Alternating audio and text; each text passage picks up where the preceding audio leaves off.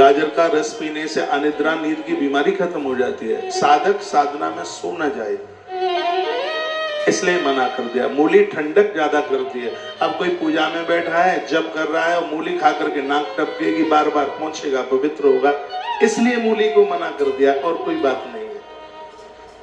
देखिए सिद्धांत ये बड़े अद्भुत हैं। ये चीजें आयुर्वेद में बहुत लाभदायक है। लहसुन खाने वाले को पैरालाइसिस नहीं होता, उसको हैजा नहीं होता जो प्याज लेता है। मैं इसका प्रचार नहीं कर रहा हूं। हाँ, इनमें इनका स्वभाव ऐसा है, इसमें चिड़चिड़ापन है, व्यक्ति झगड़ालू हो जाता है, स्वभाव का लड़ाकू हो जाता है, इसलिए हमारे साधकों ने उसको मना कर दिया। आप खा लेते तो ऐसा नहीं है कि धरती फट गई, आकाश गिर गया। थोड़ा वो साधक के लिए स्वभाव में थोड़ा ऐसा ही है, इसलिए बोला। अब मैंने गाजर बोल दी है, आप कहेंगे गाजर इतनी अच्छी है तो फिर ऐसा क्यों बोल दिया? आप झपकी लगा के सो ना जाए, इसलिए। ऐसे ही है हींग। साधक देखो हींग कितनी अच्छी है, पेट में गैस नहीं बनती खाने से, हींग लेने से। लेकिन हाँ, जिसको नींद नहीं आती है उसको हींग का पानी घोल के दे दो, खर्राटे भर के सो जाएगा। साधक सो ना जाए इसलिए मना कर दिया साधु। इसलिए तो आपने प्रश्न पूछा है, मैंने जवाब दिया। अनाशपाती तो बहुत फायदेमंद है, मैंने तो एक वीडियो भी डाली अनाशपाती के लिए। तो अनुकूले सुबह काले अनुकूले जिस जब भी आप कोई प्राण प्रतिष्ठा कराते हैं, भैया चक्कर घूम रहा है, देखो सही है। लगता है मेरे मोबाइल में पैसे खत्म हो गए, चार्ज करा दो इसको, करा दो कहीं से। दीदी तुम कर दो, थोड़े से डाल दो, प्रीति वो डाल देगी, बहन डाल देगी, लेकिन वापस लेना पड़ेगा। ट्रस्ट का काम करता हूं, मेरा अपना खुद का तो कोई काम नहीं है इसमें। बैठे बैठे कर, नंबर है मेरा, हाँ उसी से करता हूं। बोलिए बांके बिहारी लाल की, श्री हनुमान जी महाराज की जय जय श्री राधे, जय जय श्री राधे। तो ये श्लोक मुझे इससे पुराना। अब मेरे तरफ देखिए, अब सब नहीं चार्ज में लग जाना फोन को, बस मैंने जिनको बोल दिया वही कर रहे हैं।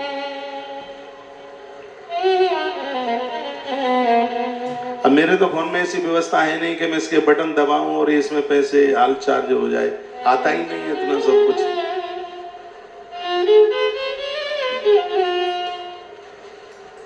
तो अनुकूले सुबह काले, जो भी आप कथा वार्ता, प्राण प्रतिष्ठा, मंदिर का उत्सव, जो भी कुछ आप कर रहे हैं, बच्चों का फंक्शन कर रहे हैं, नाम संस्कार कर रहे हैं, तो उसमें थोड़ा सा अनुकूल समय देखिए जिसमें आपके सब लोग इकट्ठे हो जाएं। ये शंकर कहते हैं, भोलेनाथ कहते हैं मेरे शिवलिंग की स्थापना कहाँ करेंगे आप? पुण्य तीर्थे तटे तथा पुण्य काल।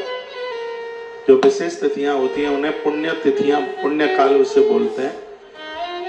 जैसे मकर संक्रांति है, अक्षय तृतीया है, वसंत पंचमी है, ये सब पुण्य तिथियों में इनको लिया गया है। तो ऐसी तिथियों में शंकर जी कहते हैं तीर्थे, कहीं तीर्थ में, तटे नदी के किनारे, लिंग आरोप्यम यत्र स्यान्यः अर्चनम, ऐसी जगह है पर जो मेरे शिवलिंग की स्थापना करता है उन लोगों के हृदय में मैं जाके बैठ जाता हूँ, उसके घर द्वार परिवार को कभी छोड़ता नहीं। मेरी शिवपिंडी की स्थापना करने वाले लोग हे विष्णु और ब्रह्मा मुझे इतने प्रिय लगते हैं। शंकर बोले पार्थिवेन तथाप्येन तेजसेन यथारुचि कल्पक्षण से उत्तम लिंगम पूजा फलम लवेत। वर्णन किया है कि जीवन भर मिट्टी के शिवलिंग बनाकर पूजा करने से जिसको जितना फल प्राप्त होता है, मेरी प्राण प्रतिष्ठा एक बार कराने से जीवन भर उसको शिव पूजा का फल प्राप्त होता है। कितनी बड़ी महिमा हो, कमाल हो गया, आनंद हो गया।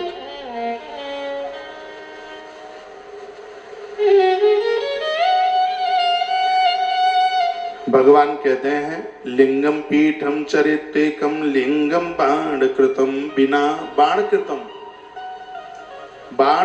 बिना।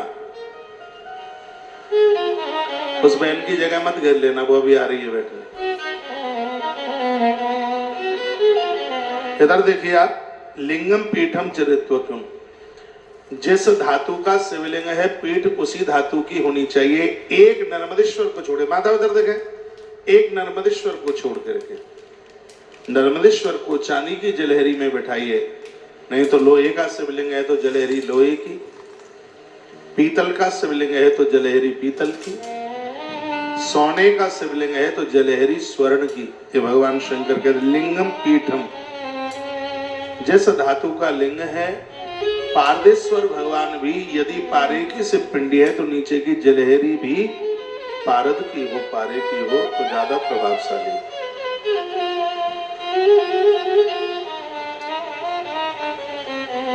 चांदी में भी पारद को स्थापित किया जाता है,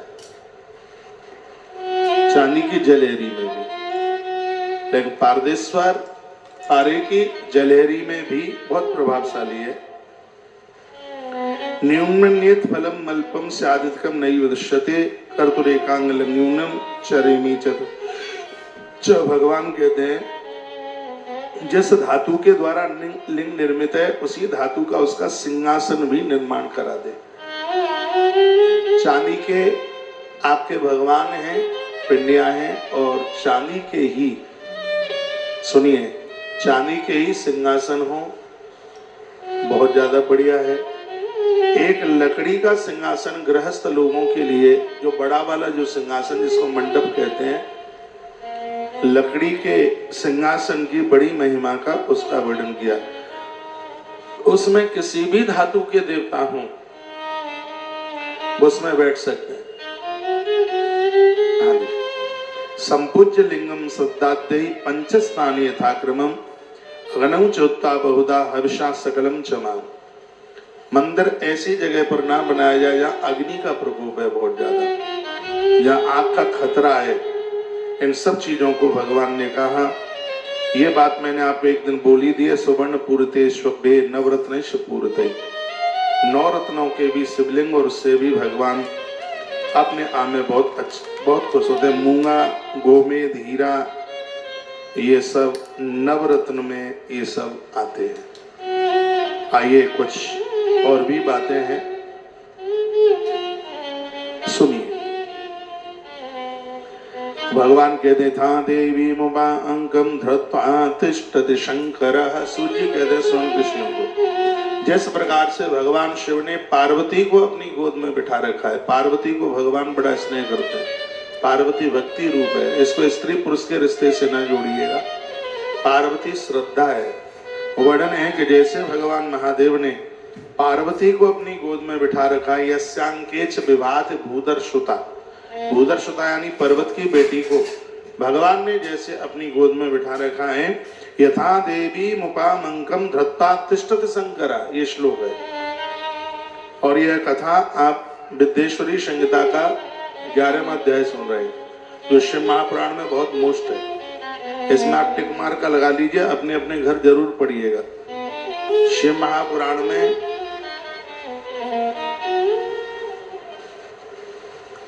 अद्भुत कथाएं हैं, एक से एक संहिता है, लेकिन उसकी विद्येश्वरी संहिता बहुत प्रभावशाली है। और उसमें भी 9 अध्याय से लेके 17 अध्याय तक का ये चैप्टर बड़ा अद्भुत है। इसमें कुछ जप विधि ऐसी तमाम बातों का वर्णन किया है। वैसे तो ये पूरा ही, इसमें रुद्राक्ष महात्म्य में बड़ा अद्भुत है, इसमें बेल महात्म्य में बड़ा अद्भुत है। आप सुनिए। दिथा देवी मुमा अंकम धृत्वा तिष्ठति शंकरः, यानी इस श्लोक का अर्थ है कि भगवान शंकर ने जैसे भगवती जगदम्बा को अपनी गोद में बिठा रखा है, तथा लिंगमिदं पीठम धृत्वा तिष्ठति संततम, उसी प्रकार से जिसने धरती पर शिवलिंग की स्थापना की है, परमात्मा उस भक्त को भी अपनी गोद और हृदय में ऐसे ही विराजित कर लेते। ईश्वर को वो भक्त बड़ा प्रिय है जो शिवलिंग की स्थापना की है, बहुत ज्यादा प्रिय है।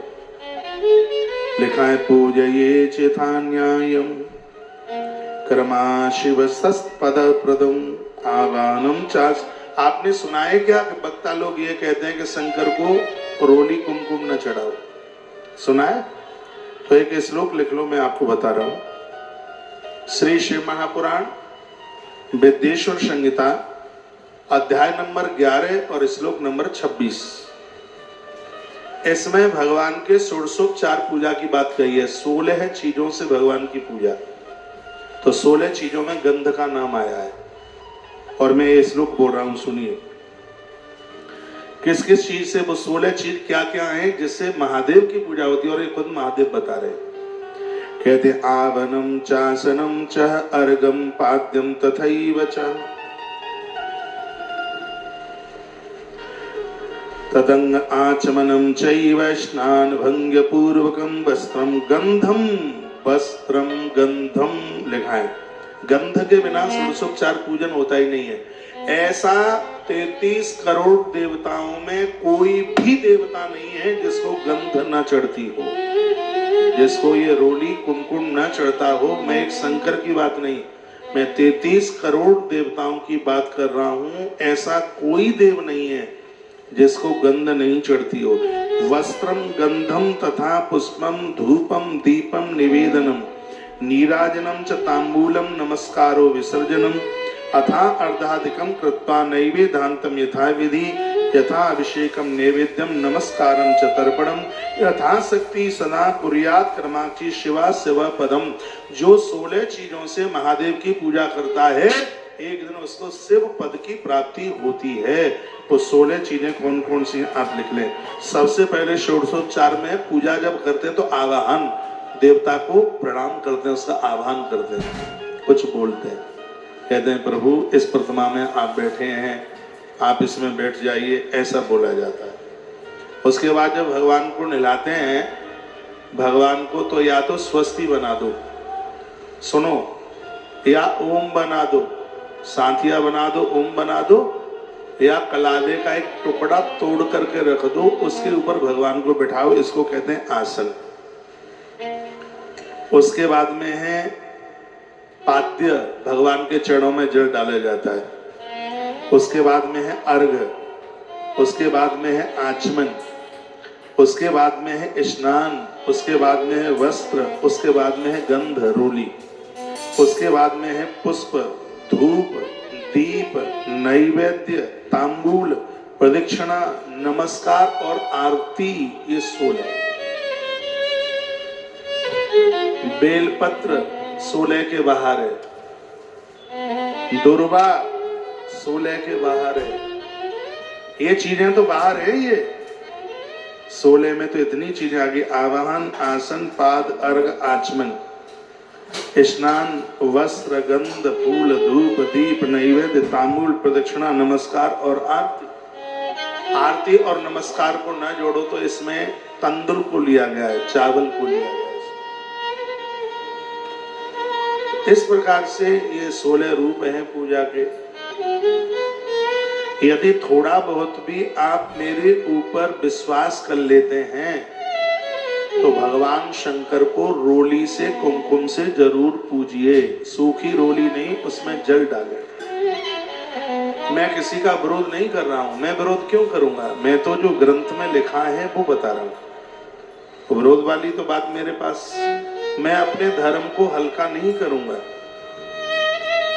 आज मैं किसी को कोई विरोध कर दूं, कल वो मेरा विरोध करेंगे। वो विरोध जरूर करेंगे, लेकिन मैं ऊट-पटांग बात बोलूंगा नहीं, बिना प्रमाण के बोलूंगा ही नहीं। लेकिन उनको विरोध करने में क्या लगेगा, इससे हमारे धर्म की गिलानी है, इससे हमारा धर्म कमजोर होता है। मैं कभी कोई आलोचना जैसा शब्द है ही नहीं। मुझे पूछते हैं क्या बेटियां कथा कर सकती हैं, क्या बेटे कथा, छोटे छोटे बच्चे कथा करते हैं। मैंने कहा इससे तो हमारी संस्कृति का और विस्तार हो रहा है, भगवान की संस्कृति का विस्तार हो रहा है। ठीक है, बढ़िया है, कीर्तन चल रहा है, कथाएं हो रही हैं, आखिर में कहीं न कहीं से ध्वनि तो भगवान की हमारे कानों में ही जा रही है, तो उसका विरोध नहीं, धर्म का सहयोग होना चाहिए। माइक खोलिए भाई। लेकिन आप तो आज सौगंध खा के बैठे हैं, आज तो ताली बजानी ही नहीं है। आपका मन करता है कि महाराज ठीक बोल रहा है और श्लोक बोल के बात कर रहा हूं। वस्त्रम गंधम तथा पुष्पम धूपम दीपम निवेदम, उसमें गंध की बात कही है और गंध ये कुमकुम रोली ही है। तो आप जरूर भगवान को ये चढ़ाइए, महादेव को चढ़ाइए।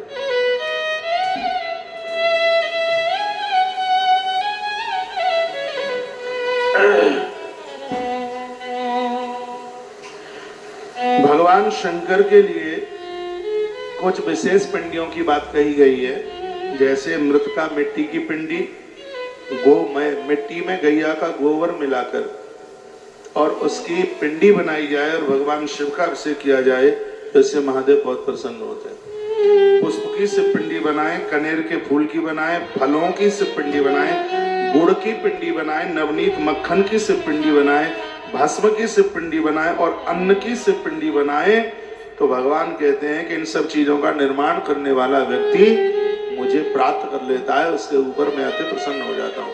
आटे के शिवलिंग बनते हैं। एक दिन मैं बोला हूँ, गुड़, मिट्टी में गुड़ डालकर, मक्खन डाल करके इन सब की पिंडियां बनाई जाती हैं। और कोई कोई विद्वान क्या कहते हैं, कहीं तुम्हें शंकर की पिंडी न मिल रही हो तो अंगुष्टाद बपि तथा पूजन मिक्षंती या केचन, अंगूठे को ही शिवलिंग मानकर एक लोटा जल उसी के ऊपर चढ़ा दीजिए, भगवान महादेव ने आपका जल स्वीकार कर दिया। इसमें लिखा है विद्येश्वरी संहिता अध्याय नंबर 11 और श्लोक नंबर 34। श्लोक नंबर 34, अंगुष्टादः वपि तथा पूजान मिच्छन्ति केचन, लिंग कर्मणि सर्वत्र निषेधोस्तस्त्र करियचित। इसको कोई निषेध नहीं कर सकता। शंकर के पिंडी का अभाव है, मंदिर नहीं है और आप अपना नियम पूरा करते हैं, तो आप इस प्रकार से अंगूठा दो उंगलियों के बीच में निकाल करके और एक हाथ से उसके ऊपर जल छोड़िए और आपका संकल्प, आपका नियम पूरा हो जाएगा। लेकिन इसका अर्थ यह नहीं है कि अब अंगूठे पे ही रोज लोटा ढाले, मंदिर ही ना जाए। ये तो मंदिर के अभाव में पिंडी नहीं है, उस समय अंगूठे के ऊपर एक लोटा जल डाल करके नियम पूरा कीजिए। अभी हम रामेश्वरम में थे, तो मैं अचानक शास्त्री जी के, राममोहन आचार्य जी के कमरे में मैं घुस गया, अंदर चला गया था किसी काम से। तो ये अंगूठे के ऊपर वो पानी का लोटा भर करके यूं ऐसे डाल रहे थे। मैंने कहा ये क्या कर रहे हैं? बोलते हैं आपने ही तो कहा था कि शंकर जी ना हो तो अंगूठे को महादेव मान करके उसके ऊपर जल चढ़ा दीजिए, महादेव भोलेनाथ उसको स्वीकार कर लेता है। तो कर लेता है। विद्येश्वर संहिता अध्याय नंबर 11 और श्लोक नंबर 34, इसमें लिखा अंगुष्ठादावत तथा पूजा मिक्षंत केचन, अंगूठे के ऊपर भी आपने महादेव को जल चढ़ा दिया तो भोलेनाथ बिल्कुल प्रत्यक्ष रूप से उसको स्वीकार करते। वर्णन है, कमाल कर दिया। एक बात और अच्छी बात कही गई है, लिंग दान, शिवलिंग का जो दान है वो एक बहुत बड़े दान में से दान। कभी शिवरात्रि के समय, सोमवार के समय, प्रदोष के समय में यदि आपसे बन जाता है तो शिवलिंग का दान कीजिए। ये बात मैंने आज तक कभी नहीं बोली है और मैं अपने हृदय का पत्ता खोल रहा हूं। यह बात आज से मैंने बहुत वर्ष पहले पढ़ी। 2017 से लेकर के अभी तक तुलसी वन आश्रम ने लाखों लाखों से पिंडियों का दान किया, हजार नहीं लाखों का, और उसका आनंद मिल रहा है। हमारी गौ माता सुरक्षित है, नंदी के चरणों में बड़ी श्रद्धा है, ये सब शिव पिंडी का। मैं तो आप सबको कहूंगा कोई भी बाजार से शिव पिंडी मत खरीदिए, ना सालेराम खरीदना, ना नर्मदेश्वर, तुलसी वन आश्रम देगा आपको। बुधवार को यहां से बच्चों के लिए 3 मुखी रुद्राक्ष विश्वास के साथ पहनाना।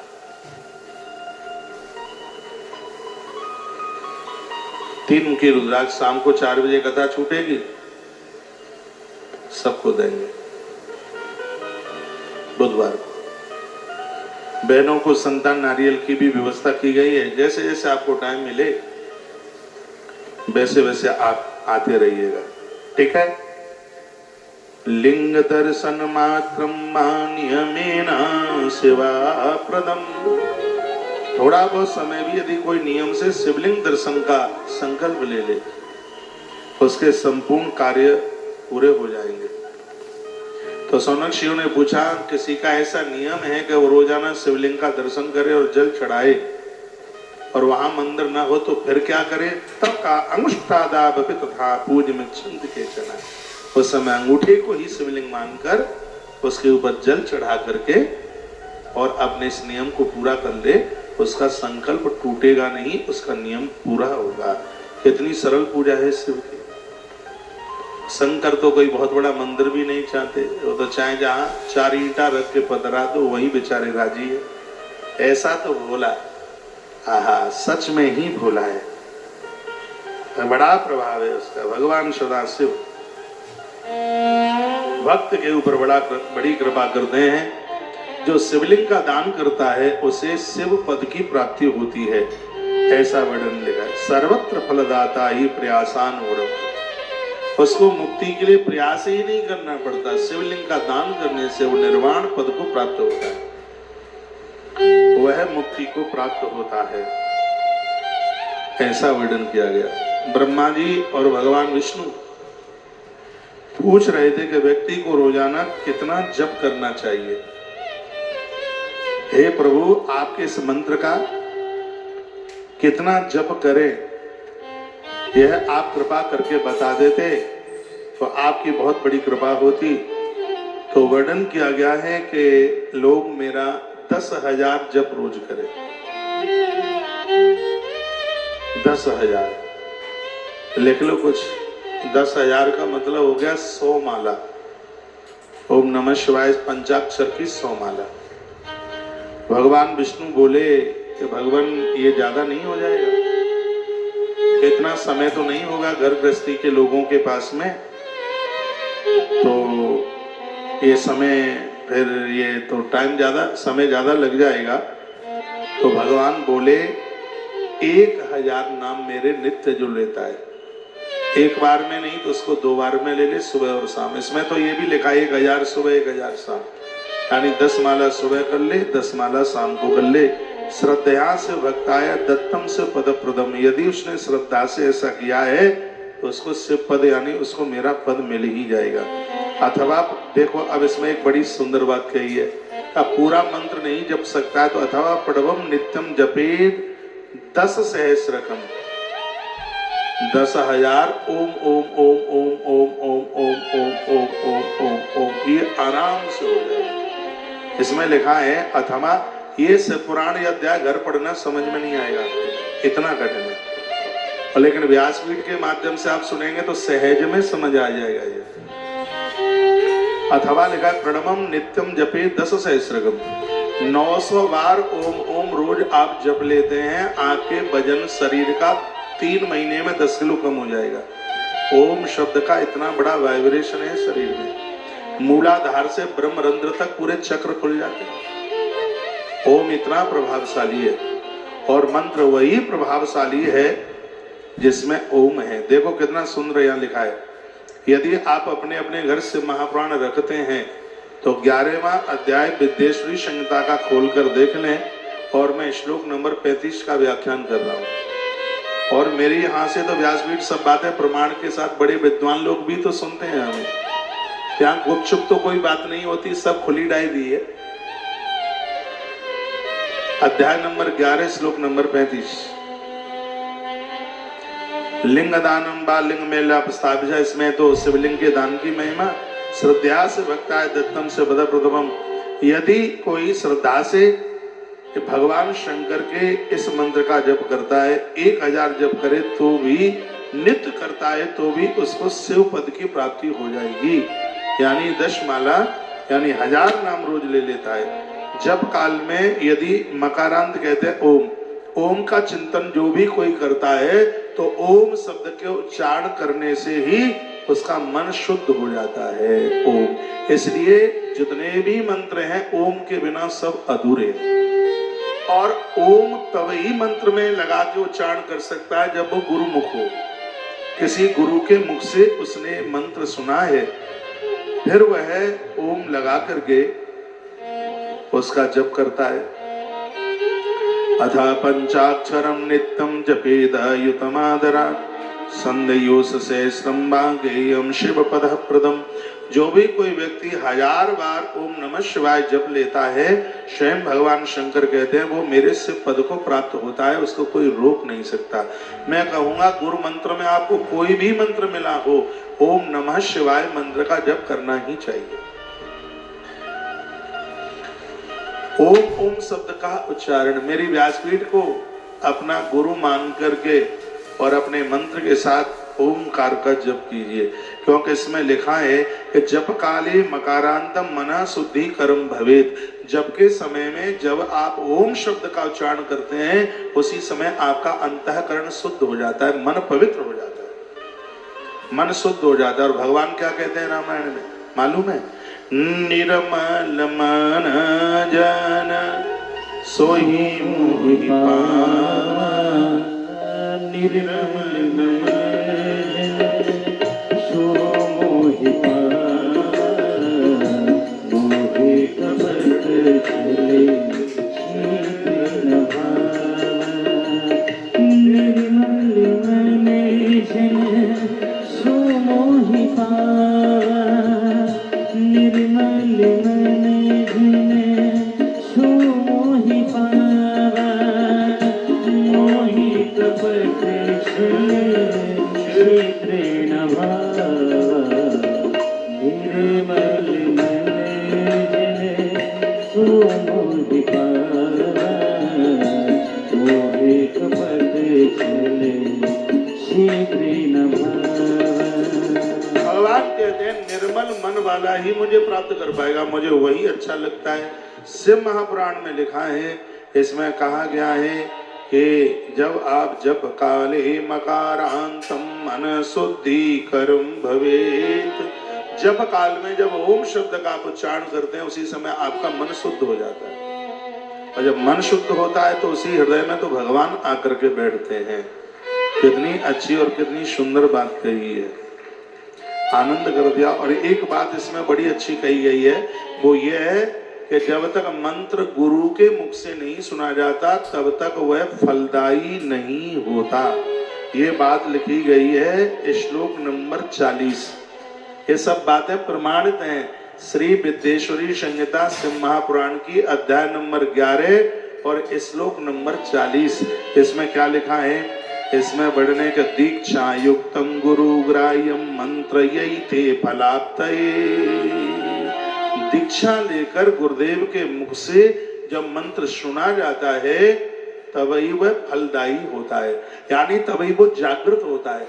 जब वो बीन बजाता है ना सपेरा, तो उस समय वो गुमची बांधे हुआ वो सांप बीन की आवाज सुनता हुआ एकदम जाग जाता है। उसी प्रकार से मंत्र भी जब गुरु मुख से निकलता है तो भुजंग सांप की तरह मंत्र खड़ा हो जाता है, जागृत हो जाता है। यूं तो मंत्र चाहे जहां लिखे हुए मिल जाते हैं, लेकिन दीक्षा युक्तम गुरुर्ग्राह्यम, दीक्षा के समय पर गुरुदेव के मुख से जब सुनकर यही था फल प्राप्त है माप्त है, तभी उसके द्वारा फल की प्राप्ति होती है। मंत्र जागृत होता है गुरुदेव के द्वारा। काय सहस्रम भागीयम से पद प्रदम, वर्णन कर दिया कि मंत्र दीक्षा मात का न्यास में। अरे इसमें और बड़ी सुंदर बात कही है, इसमें वर्णन जैसे कुंभ स्नान से आदमी बिल्कुल पावन हो जाता है। कुंभ स्नान, कुंभ के स्नान मैंने कहा है कि 1000 काम छोड़कर कुंभ स्नान जाइए। इसमें लिखा कुंभ स्नान मंत्र दीक्षा मात्र का न्यासमेव च। कुंभ स्नान जैसे व्यक्ति को बाहर से पवित्र कर देता है, मंत्र दीक्षा व्यक्ति को अंदर से पवित्र कर देती है, अंदर के कलमशों को समाप्त कर देती है। इस धरती पर मंत्र दीक्षा से बड़ा विधान नहीं है। ईश्वर प्राप्ति के लिए मंत्र दीक्षा परम साधन है। अब यहाँ पूछा गया है कि दीक्षा किससे ले। अब ये सब बातें मैं जब बोलता हूँ तो बहुत लोगों को तो बुरा लग जाता होगा, इसमें लिखा हुआ है कि मंत्र दीक्षा सिर्फ और सिर्फ ब्राह्मण से ही लेनी चाहिए और किसी से नहीं। कोई मेरी बात काट के तो बताए। विद्येश्वरी संहिता के अध्याय नंबर 11 के श्लोक नंबर 41 में ये बात लिखी है कि गुरु सिर्फ ब्राह्मण ही होना चाहिए।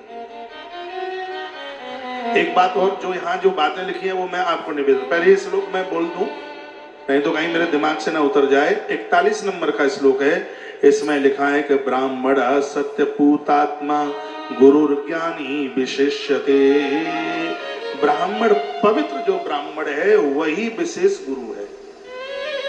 इसमें स्पष्ट है, ब्राह्मण सत्यपूतात्मा, ब्राह्मण अपने आप में पवित्र है, गुरु ज्ञानी, ऐसा ब्राह्मण ही गुरु। इसमें लिखा है ज्ञानी, अंधकार में ना हो, वो भी ज्ञानी हो, समझदार हो, पढ़ा लिखा हुआ हो, जानकारी रखने वाला हो। गुरु ज्ञानी विशेषतः, जिसके पास ज्ञान है, जिसके पास परंपरा है, वही विशेष गुरु है। इसमें स्पष्ट भगवान शंकर के वाक्य हैं और वो नारायण और ब्रह्मा को कहते हैं। कहा कि मंत्र दीक्षा मातकांशमेव च, मंत्र दीक्षा है वो ब्राह्मण सत्यपूतात्मा, ब्राह्मण भी पवित्र हो, और ब्राह्मण जो गुरु है वो सब गुरुओं में अपने आप में विशेष होता है।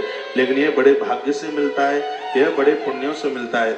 जितने भी धरती के जो गुरु हैं उनके लिए भी अपराध की बात कही गई है। यदि उसको अपनी जाति छोटी जाती है और उसने ब्राह्मण को दीक्षा दे करके और उससे पांव छुपाए हैं, तो उसका पूरा धर्म कर्म साथ समाप्त हो जाएगा, कुछ नहीं बचेगा, उसके परिणाम विपरीत हो जाएंगे, उल्टे हो जाएंगे। आप प्रवचन कीजिए, लोगों को विचार दीजिए, सब ठीक है, लेकिन आप मंत्र दे करके अपराध कमाते हैं, बिल्कुल भी ठीक नहीं है। लेकिन वो लोग कैसे हैं? यहाँ तो जैसे बिटिया को दिया जाता है किसी घर में, तो कितना कुनबा, कितना सब कुछ देखा जाता है। जहाँ से आप मंत्र लेते हैं, ये भी देखिए उनके गुरु कौन है, उनके गुरु के गुरु कौन है, कौन सी जाति का है, कैसा चरित्र है, कैसा व्यवहार है, ये सब चीजों का पता होने के बाद ही गुरु दीक्षा लेनी चाहिए। ऐसा 41, 42, 43 इन श्लोकों में इसी बात का वर्णन किया गया है।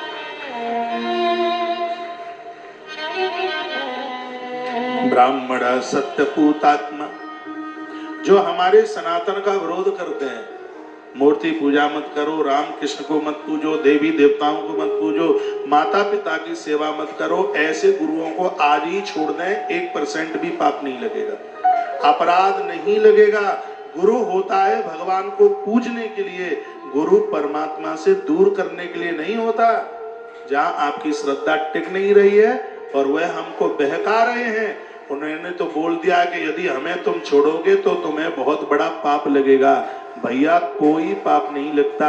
शिव महापुराण के अंतर्गत वर्णन है कि जिस गुरु को प्राप्त करके आप ईश्वर से जुड़ रहे हैं, आपके जिंदगी का परिवर्तन हो रहा है, वही गुरु है, सिर्फ वही और सिर्फ वही गुरु है, जिसके विचार आपका परिवर्तन कर रहे हैं, जिसके विचार आपको ईश्वर से जोड़ रहे हैं। क्या सुंदर सुंदर श्लोक लिखे हैं। कुंभ स्नानम, जैसे कुंभ स्नान आपको बाह्य रूप से पवित्र कर देता है। मंत्र दीक्षा ब्राह्मणा सत्पूतात्मा गुरु ज्ञानी विशेषते, जिस ब्राह्मण गुरु ने मंत्र दीक्षा दी है वह अपने आप में विशेष गुरु है।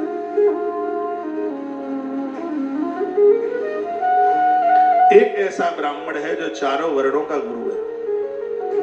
ब्राह्मण का गुरु ब्राह्मण ही हो सकता है और कोई दूसरा नहीं हो सकता। याद रखना इस बात को, गलती मत कर बैठना।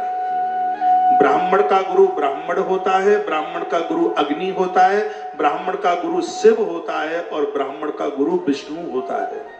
ये वर्णन है ये ग्रंथ में। तो ये और ब्राह्मण के गुरु कैसे हो जाएंगे बताइए आप? वो लोग कैसे हैं जो ब्राह्मण से पांव छुपाते हैं? और दुख तो तब होता है जब ये जानबूझ करके अपराध करते हैं। भगवान भगवान कुछ भी नहीं मिलता, ये सब ऐसे ही है। फिर तो ये बात नोट कर लो, ब्राह्मण का गुरु ब्राह्मण होता है, ब्राह्मण का गुरु अग्नि होता है, ब्राह्मण का गुरु सन्यासी होता है, और ब्राह्मण का गुरु वो सन्यासी है कौन सा, जो दंड धारण करता है। और दंड धारण करने का सिर्फ अधिकार ब्राह्मण सन्यासी को ही है। श्रीमद् भागवत जी के 11वें स्कंद में लिखा है, दंड लेने का अधिकार ब्राह्मण सन्यासी के अलावा किसी दूसरे को है ही नहीं। और ब्राह्मण का गुरु शिव है और ब्राह्मण का गुरु विष्णु है। ये ब्राह्मण के गुरु है। और कैसे हो जाएंगे उसके गुरु? ऐसा नहीं है कि पड़ोसन दीक्षा लेके आ गई तो हम भी चले जाए और आज चेला बनाने की होड़ लगी है। यह परंपरा खत्म होनी चाहिए। इनको पता भी नहीं, मंत्र को तो मंत्र बोलते हैं, उनको शुद्ध मंत्र भी नहीं बोलना आता। मंत्र गुरुकुल में पढ़े नहीं है, जने हुआ नहीं। इसमें लिखा है ब्राह्मण भी दीक्षा देने का वही अधिकारी है जो गायत्री जपता है नित्य। जो ब्राह्मण गायत्री नहीं जपता, जनेऊ नहीं पहनता, तीनों कालों में संध्या नहीं करता, उस ब्राह्मण को भी मंत्र दीक्षा देने का अधिकार नहीं। और आज तो दीक्षा वह देते हैं जिन्होंने कभी गुरुकुलों के मुंह नहीं देखे, जिनको पता ही नहीं है कि गायत्री होती क्या। आदमी भटक रहा है, इसके ऊपर सुधार होना चाहिए।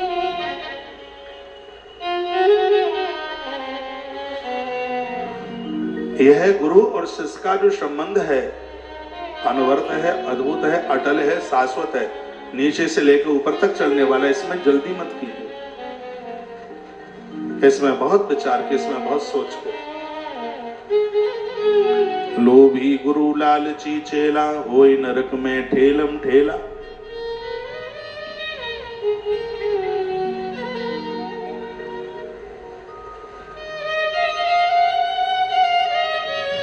तो ब्राह्मण सत्यपूतात्मा गुरुर्ज्ञानी विशिष्यते। देखो क्या सुंदर लिखा है, गुरु से दीक्षा पूर्वक मंत्र ग्रहण करना चाहिए। इसमें लिखा है, गुरु जो जाति से ब्राह्मण हो वह दीक्षा के लिए सर्वश्रेष्ठ कहा गया है। इसके ऊपर मैंने प्रेम से टिक मार कर, एक बार कैमरा लेके आओ मेरे पास, ये पेज हम लाइव करा दें। देखो देखो तो सही, टीवी की स्क्रीन पर इसको देखिए, नहीं तो बहुतों के पेट में दर्द हो रहा होगा मेरी बातें सुन रहे होंगे। और मैंने तो पेन से रच के रख दिया पूरा कागज।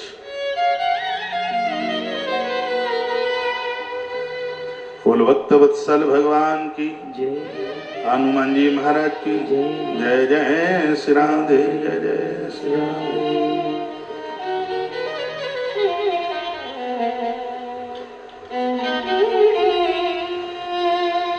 पहले तो श्लोक कर दे भाई। ब्राह्मण सत्य पूतात्मा गुरु ज्ञानी विशिष्यते।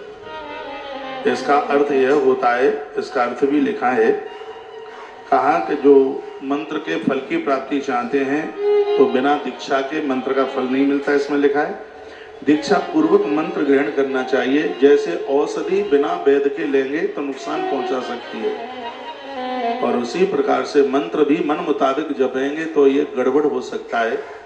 इसलिए गुरुमुख से इसको सुने। इसमें इस पर जगह गुरु जो जाति से ब्राह्मण है वह दीक्षा के लिए सर्वश्रेष्ठ कहा गया है। ये जाति शब्द भी इसमें लिखा हुआ है। बोलो भक्त वत्सल भगवान की जय, श्री हनुमान जी महाराज की जय हो। जय जय श्री राधे, जय जय श्री राधे, जय जय श्री राधे। मैं ये विरोध नहीं कर रहा हूं, मैं शास्त्र की बात कहकर समाज के ऊपर उपकार कर रहा हूं। सही मानिए, जो लोग भटक रहे हैं, जिनको कुछ पता ही नहीं, मैं विरोध नहीं कर रहा हूं। विरोध क्यों करूंगा? नहीं तो ताको काम ताइए छाजे, नहीं तो पीठ के ऊपर मोंगरा बाजे। अपने अपने जो काम है वो करें। ब्राह्मण जूता की दुकान खोल के बैठता है तो उसको अभी तो मैं विरोध करता हूँ। सबके काम है। वैश्य का अपना काम है व्यापार का, क्षत्रिय का काम है एक एक बच्चे को पहुंचा वहां पर तैनात करके मिलिट्री। क्षत्रियाणियों के दूध का सौभाग्य तो है कि उनका बच्चा देश और धर्म की रक्षा में लगे, ये उनका काम है। ब्राह्मणों का काम है ये देवियां अपने अपने बच्चों को शास्त्रों में निपुण बनाए। ये काम है चारों वर्णों के अपने काम है, और उससे लोग भटक रहे हैं। इसमें आप ये ना सोचिए कि मैं कोई ब्राह्मण का मैं कोई पक्ष ले रहा हूं। मैं पौआ खोरों का विरोध भी तो बहुत करता हूं। ये पक्ष वाली बात नहीं, हकीकत बात है। जो शिव ने एक विधान बनाया है, आज उसकी धज्जियां उड़ाई जा रही। यहां तक नहीं पता होता कि तुम जो मंत्र दीक्षा का मतलब क्या है। मंत्र का अर्थ है जो मन के ऊपर नियंत्रण करा दे, और दीक्षा का अर्थ है जिसका सानिध्य पाकर हम आराधना भजन में दक्ष हो जाएं। गुरु की कृपा और शिष्य की श्रद्धा जहां दोनों एक जगह जुड़ जाते हैं उसको दीक्षा कहते हैं। ये संगम है दोनों का।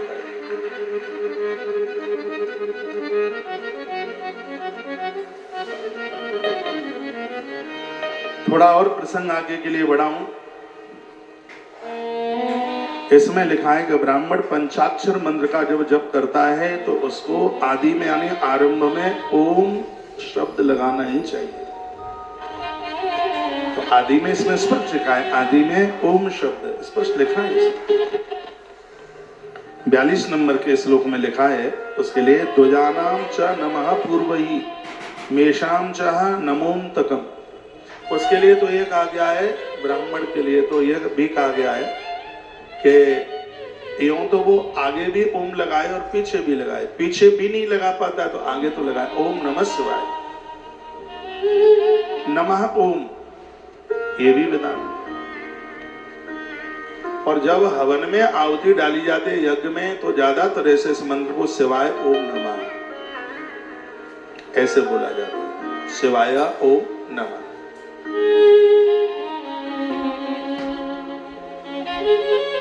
ओम नमः शिवाय, बहुत ध्यान से सुनेंगे। ओम नमः शिवाय ये मंत्र जपना चारों वर्णों का अधिकार है। और शिवाय ओम नमः शिवाय नमः ओम ये अधिकार सिर्फ ब्राह्मण को और ब्राह्मण की गृहिणियों को ही है, इसलिए गलती ना हो। ये बातें सब क्लियर करना जरूरी होता है। चारों वर्णों के लिए ओम नमः शिवाय जपने का अधिकार है, लेकिन ओम नमः शिवाय नमः ओम यह अधिकार ब्राह्मण और ब्राह्मण की गृहिणियों को यह अधिकार है। इसको ब्राह्मण पंचाक्षर मंत्र का जप करते समय नमः शब्द का प्रयोग आदि में ओम नमः शिवाय करे, और वर्ण पंचाक्षर मंत्र का जप करते समय नमः शब्द का प्रयोग ओम शिव। इसमें देखो स्पष्ट शब्द। कुछ लोगों का यह मत है कि स्त्रियों की यथाविधि अंत में नमः शब्द लगाकर उसका जप करे। और मैं एक बात और निवेदन करूंगा, चारों वर्णों के लोग ओम नमः शिवाय तब ही जप सकेंगे जब आपका कोई गुरु है। यदि उसने दीक्षा नहीं ली है तो ओम नमः शिवाय नहीं, उसके लिए खाली नमः शिवाय का ही उच्चारण किया जाएगा।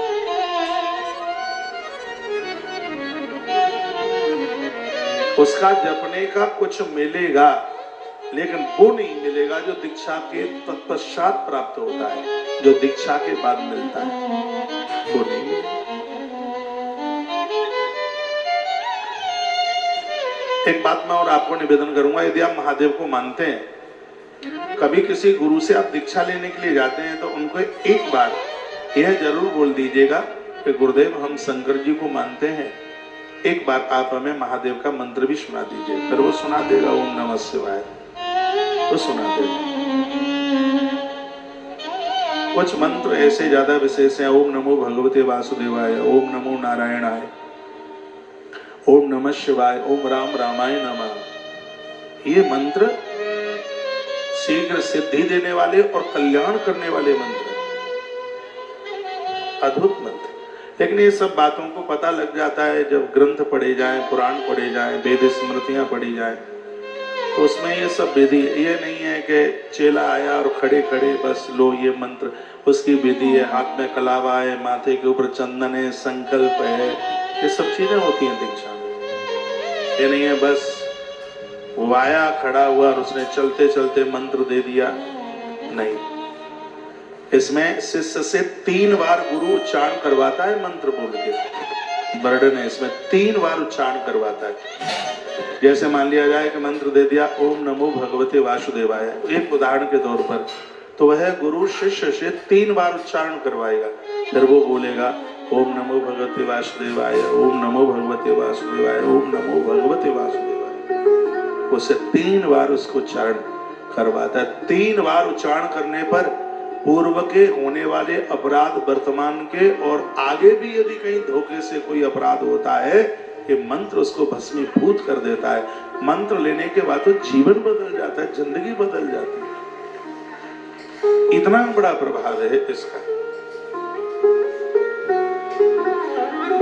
यहाँ यदि मेरे कोई शिष्य लोग बैठे हों तो मैं ये प्रायः निवेदन करता रहता हूं कि 1000 दिन में आपके मंत्र में जितने अक्षर हैं उतने लाख का जप होना चाहिए। 1000 दिन का मतलब है 3.25 साल। यह बात श्रीमद् भागवत के विद्येश्वर संहिता के अध्याय नंबर 11 के श्लोक नंबर 45 में ये बात लिखी है। और मैं अपने शिष्यों को प्राय चर्चा करता हूँ, बोलता हूँ ज्यादातर ऐसे 3.25 साल, लगभग 1000 दिन में लिखा है। 1000 दिन में प्रतिदिन 1000 के क्रम से जप करने पर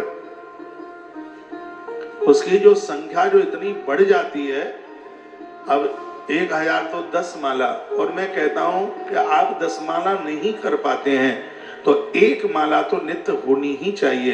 तुम्हारे जप में इतनी सिद्धि हो जाएगी। इसमें तो ये वर्णन है कि जो इस नियम के साथ में यदि नित्य जप करता है तो उसका मंत्र सिद्ध हो जाता है।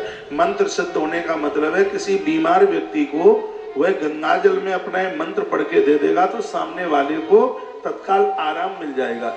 महात्माओं के पास कोई जादूगरी नहीं होती, उनके पास आप किसी को लेके आते, उनके पास में मंत्र शक्ति ही तो है जिसके प्रभाव से सामने वाले को हक फायदा मिल जाता है। जैसे अंकुश के द्वारा हाथी बस में हो जाता है, उसी प्रकार से मंत्र के द्वारा भगवान बस में हो जाता है। मंत्र इतनी बड़ी विधा है। मंत्र शक्ति एक बहुत बड़ी शक्ति है। हम लोगों ने देखा है जब से हम गायत्री जप रहे, हम गायत्री अपने मन मुताबिक नहीं, हम गुरुकुल में पढ़े हुए लोग हैं, हमारे गुरुजनों ने हमें गायत्री मंत्र सुनाया। आज बसंत पंचमी को जब बच्चों का जनेऊ होता है तो मैं उन्हें गायत्री मंत्र सुनाता हूं।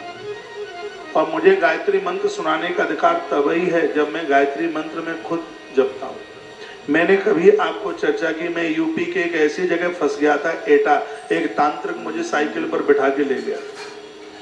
आधी रात्रि को वो मरघट जल रहा था और उसने वहां से खोपड़ी उठाई।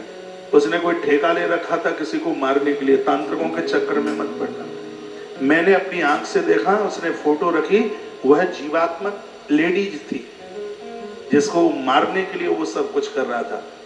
उसने खर गधे का खून सिरंज से निकाला, खोपड़ी में आग जलाई और उसके ऊपर वो आहुति डाल रहा था। उसकी फोटो सामने रखी थी।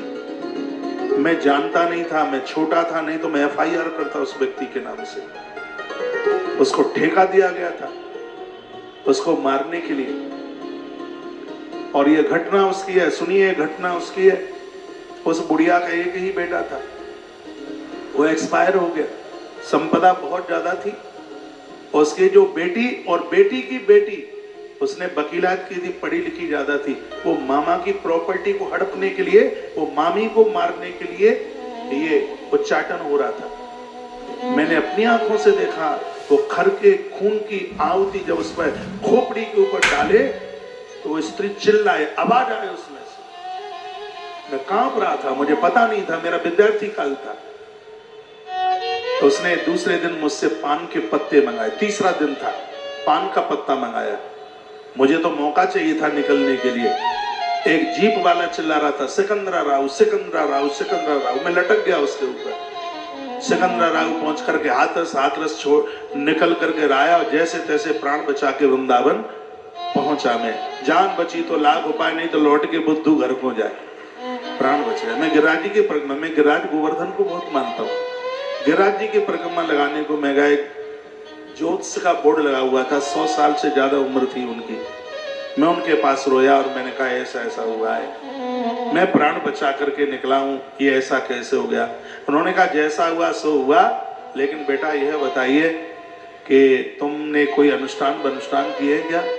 मैंने कहा कि पिछली 7 तारीख को मेरा गायत्री का 1.25 लाख अनुष्ठान पूरा हुआ उन्होंने पीठ थपथपाई, कहा गायत्री माता ने ही तुम्हें बचा लिया। मैं माँ गायत्री के ऊपर बड़ा विश्वास रखता हूँ।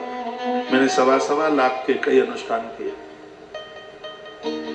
गायत्री माता बड़ी अद्भुत है और वो भी मंत्र तो वही जपा जा सकता है तब वह किसी गुरुमुख से सुना गया हो। ये मंत्र एक बहुत बड़ा विज्ञान है। मैं किसी कथा में बोल रहा था कि जब आपके बच्चे भोजन करने के लिए बैठते हैं तो बिना प्रणव लगाए हुए सिर्फ गायत्री माता का ध्यान लगा करके माताएं गायत्री मंत्र नहीं जप सकती। आपको पता है, जनेऊ नहीं पहनती इसलिए। हाँ, आगे का प्रणव हटा दे वो, ओम भू भुवस्वा हटाकर तत्सवितुर्वरेण्यम भर्गो देवस्य धीमहि धियो यो न प्रचोदयात्, ऐसा वो माँ का ध्यान करे। बच्चों को भी बोले कि भोजन करने से पहले माँ का ध्यान करें। माँ संपूर्ण पापों को ऐसे जला देती है, वेद का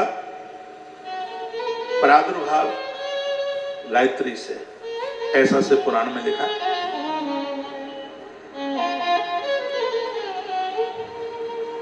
तो जैसे एक रुई के गोदाम को माचिस की एक तीली जला के खाक कर देती है, उसी प्रकार से मंत्र विद्या अनगिनत क्या संपूर्ण पापों को जला करके राख कर देते हैं। मंत्रों का इतना बड़ा विज्ञान है, इतना बड़ा प्रभाव है अपने आप।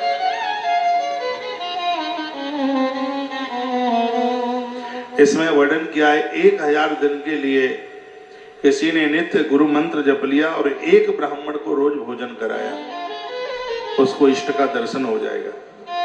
यदि ब्राह्मण भी प्रतिदिन प्रातः काल 1008 गायत्री का जप नियम पूर्वक करता है तो उसको शिव पद की प्राप्ति हो जाएगी। 10 माला गायत्री की यदि कोई ब्राह्मण रोज जप ले, उसको शंकर ऐसे प्रत्यक्ष रूप से सामने आके खड़े हो जाएंगे जैसे महाकाल के मंदिर में भगवान की शिव पिंडी विराजित है। ऐसा शिव पुराण में, इतना प्रभावशाली मंत्र है ये। और वह रुद्र सूक्त का पाठ करे। सूक्त के पाठ का बड़ा प्रभाव है अपने आप में। देखो इसमें यह भी वर्णन है कि 1 से लेके 10 तक किसी के मंत्र में अक्षर हैं तो उसको कितना जप रोज करना चाहिए, और 10 के ऊपर जो अक्षर हैं उसको रोजाना कितना करना चाहिए। यदि किसी के मंत्र में 1 से 10 तक अक्षर हैं, वह कम से कम 1 माला रोज जपे, 100 नाम ले ले, इतना ले ले। और जिसको 10 से ज्यादा, जिसका जैसे पंचाक्षर किसी का मंत्र है, 1 माला रोज। और जो मंत्र है जैसे द्वादशाक्षर मंत्र है तो उसमें 12 है, इसलिए तो उसका नाम द्वादशाक्षर है। तो उसको कहा गया है कि वो रोजाना 10 माला का जप कर ले। अब आप तो कहोगे कि पता नहीं वो महाराज जी ने हमें इतना बड़ा मंत्र क्यों दे दिया, उन्होंने छोटा क्यों नहीं दिया। उन्होंने बड़ी कृपा करी है कि आपको एक ऐसा मंत्र दे दिया है जिसके बहाने ज्यादा से ज्यादा भगवान का नाम ले सकते हैं। तो वह भी सब शिव महापुराण इतना प्रमाणित ग्रंथ है इस बात के लिए। अयुतम च सहस्रम च सतमेकम बिना भवेत्। देखो इसमें कितना वर्णन किया। 100 नाम लेने से पहले आपका जप पूरा नहीं माना जाता। लिखा गया अयुतम टाइम है तो 10,000 नाम रोज जपो, सहस्रम कम टाइम है तो 1000 नाम रोज जपो, और कम टाइम है तो शतमेकम 100 नाम रोज जपो। बिना भवेत्, आपको सिद्धि नहीं मिलेगी 100 नाम के बिना।